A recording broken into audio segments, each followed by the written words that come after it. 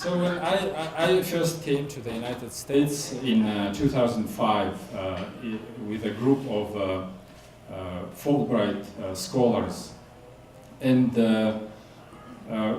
when coming here, I didn't know what to expect. And I'm from the Muslim part of Russia called Circassia. And over there, I grew up under Soviet propaganda, which kind of made me believe that Muslim Circassian people were backward people who live according to their old customs and beliefs, while Russian people were progressive and they were looking in the future and building this wonderful customless society. And when I arrived here, I actually thought that since since the United States is a melting pot, and it will be something like Russia, that we will have, I'll encounter here a customless society as well. And I tried to see the signs how America would resemble Russia, but there was something confusing for me. Something didn't really match my expectations. There was something strange about Americans. And one of my colleagues, Boris, who was cultural anthropologist from Moscow, he also noticed that there was something strange about Americans, and one day he said, when you are walking on the street and an American is walking toward you, a stranger, look him or her into eyes, and he or her will smile at you and say hi. And that was so unusual for us, because in Russia nobody smiles at you, no strangers smile at you or say hi. But while observing those like strange things that I didn't expect, I didn't pay much attention to them until one day an event happened that completely made me change my whole view. A terrorist attack took place in my hometown in Circassia, and I learned about it from internet, sitting at my little office at Woodrow Wilson Center, a small office with no windows, and I was trying to call my relatives and my friends and see if anybody was hurt there. However, I couldn't get through instantly, and I was sitting there alone, feeling helpless, far away from my little Circassia, which was in trouble. And as I was feeling completely lonely and powerless, suddenly something happened that I absolutely did not expect. A tall old man walked into my office. I knew who he was. It was the director of the Wilson Center Wilson Center, Lee Hamilton. And I knew him.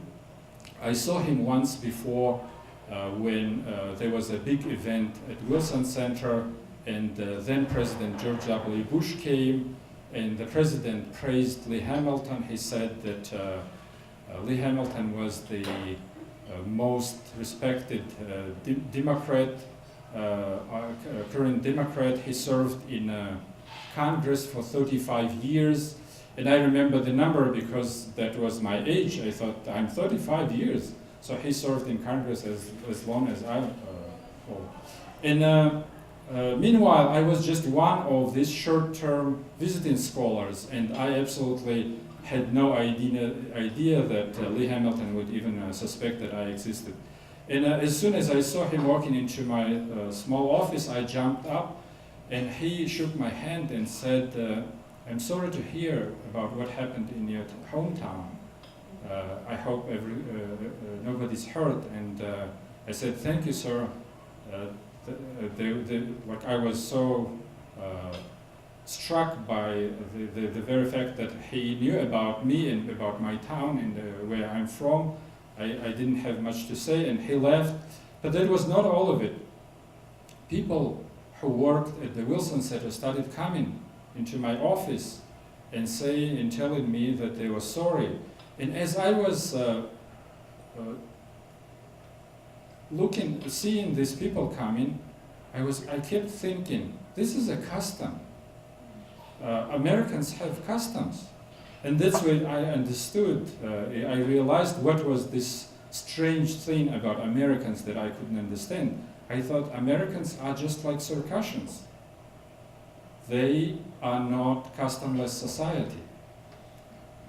And by the contrast, none of my 9 Russian colleagues said, I'm sorry, or what happened to your relatives. Only my old friend Boris, he stopped at my office, but all he said was that this could be avoided if you Muslim Circassians were not so backward people. And I knew Boris liked me, and I knew he wanted to say something nice, but he just didn't have appropriate words in his post-Soviet vocabulary.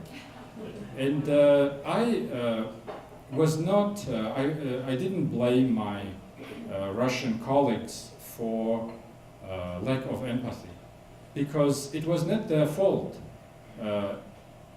We all were victims of this Soviet social experiment that communists conducted when we lived there. These social engineers aimed to build a new society which would run on reason, on rational behavior, and would get rid of these old customs and religions. And actually, these social engineers, they prioritized Russian nation. And this experiment, this Soviet experiment, hit the Russians the most, and they lost most of their customs, while they cared less about such small Muslim minorities as where I'm from, and thanks to that, Circassians were able to preserve some of their customs. And when this realization came to me, I understood that I'm completely in a different reality. And the society where I came from is based on completely different principles. And finally, I got through to my relatives and to my friends, and thank God nobody was hurt. None of over 200 victims of this terrorist attack was my friend or my relative. And this event made me realize that it made me reevaluate my identity. I thought that actually being a Circassian, being a minority, is not a bad thing. And the Circassian culture is not worse than any other culture. And also I embraced this